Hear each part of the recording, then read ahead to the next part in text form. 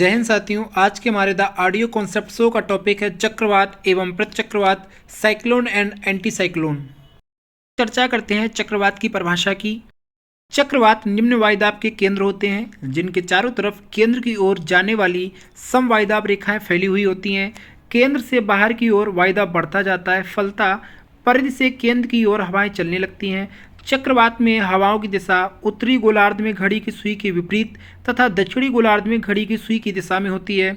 इनका आकार प्रायः अंडाकार या अंग्रेजी के यू अक्षर के समान होता है। बात करते हैं चक्रवात के प्रकार के बारे में। स्थिति के आधार पर चक्रवातों को दो वर्गों में विभक्त किया गया है। पहला है उष्णकटिबंधीय चक्रवात, दूसरा है शीतोष्ण चक्रवात। पहले हम चर्चा करते हैं उष्णकटिबंधीय चक्रवात के बारे में। उष्णकटिबंधीय चक्रवातों की अधिकतम बारंबारता पूर्वी चीन सागर में मिलती है और इसके बाद कैरिबियन, हिंद महासागर और फिलीपींस में आते हैं। उष्णकटिबंधीय चक्रवातों के प्रमुख क्षेत्र इस प्रकार हैं। पहला है आपका उत्तरी अटलांटिक महासागर, इसके अंतर्गत वर्ल्ड अंतर्द्वीप का क्षेत्र, कैरिबियन सागर, मैक्सिको की खाड़ी, पश्चिमी द्वीप समूह आदि क्षेत्र समाहित हैं। सेकंड है प्रशांत महासागर, इसके अंतर्गत दक्षिण चीन, जापान, फिलीपींस, कोरिया एवं वियतनाम के तटीय क्षेत्र, ऑस्ट्रेलिया, मैक्सिको तथा मध्य अमेरिका का पश्चिमी तटीय क्षेत्र इसके अंतर्गत आता है। थर्ड है हिंद महासागर, इसके अंतर्गत बंगाल की खाड़ी, अरब सागर, मॉरिशस, मेडागास्कर एवं रियूनियन द्वीपों का क्षेत्र शामिल है। हम बात करते हैं कि उष्णकटिबंधीय चक्रवात को हम लोग अन्य किस नाम से जानते हैं, तो उष्णकटिबंधीय चक्रवातों को कैरिबियन सागर में हरिकेन, पूर्वी चीन सागर में टाइफून, फिलीपींस में बैग्यू, जापान में टाइसू, ऑस्ट्रेलिया में बिलबिल तथा हिंद महासागर में चक्रवात और साइक्लोन के नाम से जाना जाता है। बात करेंगे चक्रवात की विशेषताओं के बारे में। इनका व्यास 80 से 300 किलोमीटर होता है, कभी कभी इनका व्यास 50 किलोमीटर से भी कम होता है। इसकी औसत गति 28 से 32 किलोमीटर प्रति घंटा होती है, मगर हरिकेन और टाइफून 120 किलोमीटर प्रति घंटा से भी अधिक गति से चलते हैं। इनकी गति स्थल की अपेक्षा सागरों में अधिक तेज होती है। सामान्यतः व्यापारिक हवाओं के साथ ये पूर्व से पश्चिम की ओर गति करते हैं। इनमें अनेक वाताग्र नहीं होते, न ही तापक्रम संबंधी विभिन्नता पाई जाती है। कभी कभी एक ही स्थान पर ठहरकर तीव्र वर्षा करते हैं। समदाब रेखाएं अल्पसंख्यक और वृत्ताकार होती हैं। केंद्र में निम्न वायुदाब होता है। इसका विस्तार भूमध्य रेखा में 33.5 डिग्री उत्तरी एवं दक्षिणी अक्षांशों तक होता है। चक्रवात के निर्माण संबंधी दशाएं। चक्रवात के निर्माण के लिए एक विशाल गर्म सागर की उपस्थिति होना चाहिए जिसके सतह का तापमान कम से कम 27 डिग्री हो। सागर के उष्ण जल की गहराई कम से कम 200 मीटर होनी चाहिए। पृथ्वी का परिभ्रमण वेग उपयुक्त स्थानों पर 0 से अधिक होना चाहिए। उच्चतम आर्द्रता प्राप्ति होनी चाहिए। उच्च वायुमंडलीय अपसरण धरातलीय अपसरण से अधिक होनी चाहिए। ऊर्ध्वाधर वायु प्रवाह वर्टिकल वाइंड फ्लो नहीं होनी चाहिए। निम्न स्तरीय एवं उष्ण स्तरीय विक्षोभ की उपस्थित होनी चाहिए। हम बात करेंगे शीतोष्ण चक्रवात के बारे में। शीतोष्ण कटिबंधीय चक्रवात को गर्त चक्र अथवा निम्न दाब क्षेत्र भी कहा जाता है। इनकी उत्पत्ति दोनों गोलार्धों में 30 डिग्री से 65 डिग्री अक्षांशों के बीच होती है। इन अक्षांशों के बीच उष्ण वायुराशियां एवं शीत ध्रुवीय वायुराशियां जब मिलती हैं तो ध्रुवीय तरंगों के कारण गर्त चक्रों की उत्पत्ति होती है। इन चक्रवातों की उत्पत्ति के संदर्भ में वर्कनीज द्वारा ध्रुवीय सिद्धांत का प्रतिपादन किया गया। इस सिद्धांत को तरंग सिद्धांत के नाम से भी जाना जाता है, जो बहुत ही फेमस सिद्धांत है इनका। एशिया के उत्तर पूर्वी तटीय भागों में उत्पन्न होकर उत्तर पूर्व दिशा में भ्रमण करते हुए अल्यूशियन व उत्तरी अमेरिका के पश्चिमी तटीय भागों पर प्रभाव डालते हैं। उत्तरी अमेरिका के उत्तर पूर्वी तटीय भाग से उत्पन्न होकर ये चक्रवात पछुआ हवाओं के साथ पूर्व दिशा में यात्रा करते हैं तथा पश्चिमी यूरोपीय देशों पर प्रभाव डालते हैं। शीत ऋतु में भूमध्य सागर पर शीतोष्ण कटिबंधीय चक्रवात सक्रिय हो जाता है। इसका प्रभाव दक्षिणी स्पेन, दक्षिणी फ्रांस, इटली, बाल्कन प्रायद्वीप, टर्की, इराक, अफगानिस्तान तथा उत्तर पश्चिमी भारत पर इसका प्रभाव पड़ता है। की प्रमुख विशेषताएं। इनमें दाब प्रवणता कम होती है। समदाब रेखाएं वी आकार की होती हैं। जल तथा स्थल दोनों पर विकसित होते हैं एवं हजारों किलोमीटर क्षेत्र पर इनका विस्तार होता है। वायु वेग उष्णकटिबंधीय चक्रवातों से कम होती है। अधिकतम शीत ऋतु में उत्पन्न होते हैं। ये तीव्र बौछारों के साथ रुक रुक कर वर्षा होती है जो कई दिनों तक चलती रहती है। शीत कटिबंधीय चक्रवातों के मार्ग को झंझापथ कहा जाता है। इसमें प्रायः 2 वाताग्र होते हैं एवं वायु की दिशा वाताग्रों के अनुसार तेजी से बदल जाती है। हम बात करते हैं कि प्रतिचक्रवात क्या होता है। प्रतिचक्रवात या वृत्त चक्रवात वृत्ताकार समदाब रेखाओं द्वारा घिरा हुआ वायु का एक ऐसा क्रम होता है जिसमें केंद्र में वायुदाब उच्चतम होता है एवं बाहर की ओर घटता जाता है, जिस कारण हवाएं केंद्र से परिधि की ओर चलती हैं। प्रतिचक्रवात उपोष्णकटिबंधीय उच्च दाब क्षेत्रों में अधिक उत्पन्न होते हैं, मगर भूमध्य रेखीय भागों में इनका पूर्णतः अभाव होता है। शीतोष्णकटिबंधीय चक्रवातों के विपरीत प्रतिचक्रवातों में मौसम साफ होता है। प्रतिचक्रवातों की प्रमुख विशेषताएं निम्नवत हैं। इनका आकार प्रायः गोलाकार होता है, परंतु कभी कभी इसका आकार अंग्रेजी के यू अक्षर के समान हो जाता है। केंद्र में वायुदाब अधिकतम होता है और केंद्र तथा परिधि में वायुदाबों के अंतर 10 से 20 मीटर तथा कभी कभी 35 मीटर भी होता है। दाब प्रवणता कम होती है। आकार में प्रतिचक्रवात चक्रवातों की अपेक्षा काफ़ी विस्तृत होते हैं। इनका व्यास चक्रवातों की अपेक्षा 75% अधिक या बड़ा हो सकता है। प्रतिचक्रवात 30 से 35 किलोमीटर प्रति घंटा की चाल से चक्रवातों के पीछे चलते हैं। इनका मार्ग व दिशा निश्चित नहीं होता है। प्रतिचक्रवात के केंद्र में उच्च दाब अधिक होने के कारण हवाएं केंद्र से बाहर की ओर चलती हैं। उत्तरी गोलार्ध में इनकी दिशा घड़ी की सुई के अनुकूल क्लॉकवाइज एवं दक्षिणी गोलार्ध में घड़ी की सुई के प्रतिकूल या एंटी क्लॉकवाइज होती हैं। प्रतिचक्रवात के केंद्र में हवाएं ऊपर से नीचे की ओर उतरती हैं, अतः केंद्र का मौसम साफ होता है और वर्षा की संभावना नहीं होती या ना के बराबर होती है। प्रतिचक्रवात का तापमान मौसम वायुराशि के स्वभाव एवं आर्द्रता पर आधारित होता है।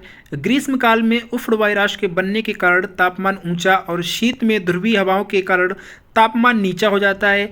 इस चक्रवात में वाताग्र नहीं बनते हैं। चक्रवात के समान प्रतिचक्रवातों के आगमन की सूचना चंद्रमा या सूर्य के आभामंडल द्वारा नहीं मिल पाती है। इसके विपरीत प्रतिचक्रवात के नज़दीक आते ही आकाश में बादल छटने लगते हैं, मौसम साफ होने लगता है एवं हवा मंद मंद पड़ जाती है। प्रतिचक्रवात जो पूर्व दिशा में चलने वाले होते हैं कि अग्रभाग में हवा की दिशा पश्चिमी होती तथा अपेक्षाकृत उनकी गति कुछ अधिक होती है। प्रतिचक्रवात के पृष्ठभाग में हवा की दिशा पूर्व होती है तथा गति मंद होती है। यह वायु प्रणाली शीत चक्रवातों में होती है और गर्म चक्रवातों में वायु प्रणाली अवक्षित होती है। हवा की गति के आधार पर चक्रवात की श्रेणियाँ। चक्रवातों को हवा की गति और छत के आधार पर वर्गीकृत किया जाता है। श्रेणी फर्स्ट के अनुसार चक्रवात प्रति घंटे 90 से 125 किलोमीटर के बीच हवा की गति, घरों और पेड़ों को कुछ ध्यान देने योग्य नुकसान होता है। श्रेणी 2 के अंतर्गत प्रति घंटे 125 और 124 किलोमीटर के बीच हवा की गति, घरों को नुकसान, फसलों और पेड़ों को अत्यधिक नुकसान होता है। श्रेणी 3 के अंतर्गत प्रति घंटे 165 से 224 किलोमीटर प्रति घंटा के बीच हवा की गति, घरों के संरचनात्मक क्षति, फसलों को व्यापक क्षति और ऊंचे पेड़ों, वाहनों और इमारतों का विनाश हो जाता है। श्रेणी 4 के अंतर्गत प्रति घंटे 225 और 279 किलोमीटर के बीच हवा की गति, बिजली आपूर्ति और शहरों और गांवों को अत्यधिक नुकसान होता है। श्रेणी 5 के अंतर्गत प्रति घंटे 280 किलोमीटर से अधिक की हवा और व्यापक क्षति होती है। भारत में सबसे ज़्यादा प्रभावित क्षेत्र। भारतीय मौसम विज्ञान विभाग IMD ने देश के 96 जिलों पर किए गए एक अध्ययन का परिणाम प्रकाशित किया है। इनमें से करीब 72 तटीय जिले हैं जबकि बाकी तट के करीब हैं। IMD के मुताबिक देश के 12 जिले चक्रवात से अधिक प्रभावित होते हैं। इन जिलों को अत्यधिक प्रवण के रूप में वर्गीकृत किया जाता है और सभी 12 जिले पूर्वी तटीय बेल्ट में हैं। इनमें पांडुचेरी, पूर्वी गोदावरी, कृष्णा, आंध्र प्रदेश के नेल्लोर जिले, उड़ीसा, मेदिनीपुर, कोलकाता और पश्चिम बंगाल के उत्तर और दक्षिण 24 परगना के केंद्रपाड़ा जिले के बालासोर, भद्रक, जगतसिंहपुर और केंद्रापाड़ा जिलों में यानम जिले शामिल हैं। इनके अलावा 41 जिलों को अत्यधिक प्रवण के रूप में वर्गीकृत किया गया है। 30 जिले मामूली प्रवण हैं और शेष 13 कम प्रवण हैं। IMD ने यह भी कहा है कि तट के किनारे स्थित सभी 13 राज्य और केंद्र शासित प्रदेश कमजोर हैं, लेकिन तमिलनाडु, पांडुचेरी, आंध्र प्रदेश, उड़ीसा, पश्चिम बंगाल और गुजरात में चक्रवात से सबसे ज़्यादा नुकसान होने की संभावना है। दुनिया के उष्णकटिबंधीय चक्रवातों का केवल 7% हिस्सा अरब सागर और बंगाल की खाड़ी में उठता है, जो IMD के अनुसार सबसे विनाशकारी और हानिकारक होते हैं। भारत में चक्रवात चेतावनी की प्रणाली। भारतीय मौसम विज्ञान विभाग चक्रवातों की घटनाओं का अनुमान लगाने और उनका वर्गीकरण करने के लिए जिम्मेदार है और आवश्यक होने पर चेतावनी जारी करने के लिए जिम्मेदार है। बंगाल की खाड़ी में और अरब सागर में चक्रवात क्रमशः आईएमडी के विभाग चक्रवात चेतावनी ACWC एवं चक्रवात चेतावनी केंद्र CWC द्वारा अनुमानित होते हैं। नई दिल्ली में राष्ट्रीय चक्रवात चेतावनी केंद्र NCWC दोनों के बीच समन्वयन के रूप में कार्य करता है। आईएमडी ने एक SMS आधारित चक्रवात चेतावनी प्रणाली लॉन्च की है जो कि आने वाले चक्रवात की स्थिति में लोगों को सचेत करने और तैयार रहने में सक्षम बनाती है। समय समय पर भारतीय सेना और भारतीय वायुसेना भी भारतीयों को उष्णकटिबंधीय चक्रवातों से होने वाली तबाही से बचाने के लिए तैयार की गई है। इसके अलावा राष्ट्रीय आपदा प्रतिक्रिया बल NDRF राहत कार्यों के लिए भी जिम्मेदार है। चक्रवातों को एक निश्चित नाम क्यों दिया जाता है, इसके बारे में हम लोग चर्चा करेंगे। उष्णकटिबंधीय चक्रवातों के नाम को एक निश्चित नाम इसलिए दिया जाता है ताकि भविष्यवाणी और चेतावनी जारी करने वाला मौसम विभाग सामान्य जनता को यह जानकारी दे सके कि चक्रवात किस दिशा में आगे बढ़ रहा है और उसकी गति कितनी है और लोगों को किस दिशा में सुरक्षित स्थानों की ओर जाना चाहिए। अगर किसी चक्रवात को कोई नाम नहीं दिया गया तो आम जनता ये नहीं जान पाएगी कि कौन से चक्रवात के लिए भविष्यवाणी और चेतावनी जारी की गई है। ऐसी स्थिति में जान माल का ज़्यादा नुकसान हो सकता है। इसके अलावा पड़ोसी देशों का सहयोग लेकर इस आपदा से आसानी से निपटा जा सकता है। अर्थात इन चक्रवातों को नाम से स्थानीय लोग और मौसम विभाग के बीच संचार को सुलभ बनाने के लिए किया जाता है। 4 देश रखते हैं चक्रवात का नाम।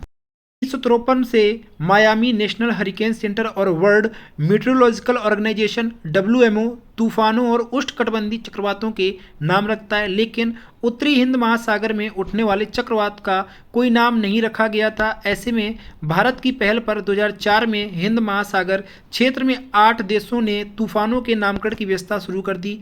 इसके अंतर्गत Bangladesh, Bharat, Maldives, Myanmar, Oman, Pakistan, Thailand और श्रीलंका इनमें शामिल हैं। भारत ने अब तक 32 तूफानों में से 4 को नाम दिया है, लहर, मेघ, सागर और वाई। वहीं पाकिस्तान की तरफ से मंजूर नामों में फानूस और नरगश आदि आते हैं। बंगाल की खाड़ी में चक्रवात ज़्यादा क्यों आते हैं, इसका क्या प्रमुख कारण है, इस पर हम लोग चर्चा करते हैं। पहला कारण है तापीय विभिन्नता। अरब सागर की तुलना में बंगाल की खाड़ी का तापमान अधिक है, जिस कारण ये चक्रवातों के लिए आवश्यक निम्न दाब बनाए रखने हेतु ऊष्मीय ऊर्जा प्रदान करता है। दूसरा कारण है समुद्री सतही तापमान एवं आर्द्रता दोनों मिलकर चक्रवात निर्माण की संभावना को बढ़ा देते हैं। तीसरा कारण है बंगाल की खाड़ी में लगातार होने वाली वर्षा एवं गंगा और ब्रह्मपुत्र नदियों द्वारा निर्मित डेल्टा से इसकी सतह पर ताज़ा जल प्रवाह के कारण यह गर्म जल को ठंडे जल से मिलने नहीं देता है, जिसके फलस्वरूप चक्रवात का निर्माण होता है। पांचवा कारण है इसके विपरीत अरब सागरों में काफ़ी तेज हवाएं चलती हैं तथा ताज़ा जल के अभाव में गर्म जली सतह एवं ठंडी जल सतह आपस में मिल जाती हैं और ऊष्मा का ह्रास हो जाता है। बंगाल की खाड़ी और प्रशांत महासागर के बीच स्थलीय अवरोधों के अभाव में चक्रवाती हवाएं बंगाल की खाड़ी तक आसानी से पहुंच जाती हैं। प्रशांत महासागर से उठने वाले निम्न दाब चक्रवात भी बंगाल की खाड़ी के बाईं ओर पहुंच जाते हैं, जिससे यहां पर अधिक चक्रवात देखे जाते हैं। भारत में आए प्रमुख चक्रवातों पर हम लोग एक नज़र डालते हैं और इसके बारे में चर्चा करते हैं। भोला चक्रवात जो 1970 में आया। 3 नवंबर 1970 को आए भोला चक्रवात ने तत्कालीन पूर्वी पाकिस्तान, बांग्लादेश और भारत के पश्चिमी 3 नवंबर 1970 को आए भोला चक्रवात ने तत्कालीन पूर्वी पाकिस्तान, बांग्लादेश और भारत के पश्चिम बंगाल में जमकर उत्पात मचाया था। यह भारत के आए अब तक के सबसे शक्तिशाली चक्रवातों में पहले स्थान पर है। इसमें कम से कम 5 लाख लोगों ने अपनी जान गंवाई थी। उत्तर हिंद महासागर चक्रवात 3 जनवरी से 7 दिसंबर 1969 के दौरान आए छोटे बड़े कई तूफानों में लगभग 11,735 लोगों की मौत हुई। आंध्र प्रदेश चक्रवात 14 नवंबर 1970 को आंध्र प्रदेश में आए चक्रवात में आधिकारिक रूप से 10,000 लोगों की मौत हो गई थी। इस दौरान हवाओं की अधिकतम रफ्तार 250 किलोमीटर प्रति घंटा तक पहुंच गई थी। ओडिशा चक्रवात जो 25 अक्टूबर 1999 में आए ओडिशा चक्रवात में 10,405 लोगों की मौत हो गई थी। इस चक्रवात के दौरान हवा की रफ्तार 260 किलोमीटर प्रति घंटे तक पहुंच गई थी। हुदहुद चक्रवात 7 अक्टूबर 2014 को आए हुदहुद चक्रवात में से 124 लोगों की मौत हो गई थी। इस चक्रवात ने अंडमान निकोबार, आंध्र प्रदेश, विशाखापट्टनम, उड़ीसा, छत्तीसगढ़, मध्य प्रदेश, उत्तर प्रदेश में अत्यधिक तबाही मचाई थी।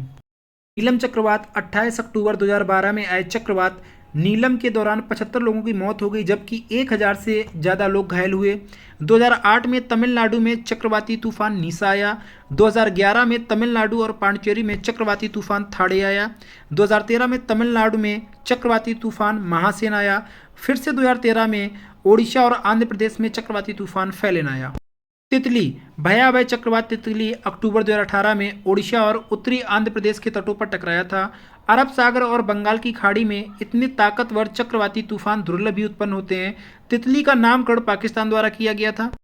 सक्रिय अंता उष्णकटिबंधीय अवसर क्षेत्र ITCZ तट की तरफ दक्षिण की ओर बढ़ना शुरू हो गया था। समुद्र में हलचल के पीछे यही मुख्य कारक था। यह चक्रवात ITCZ की एक उपशाखा के रूप में काम करता है।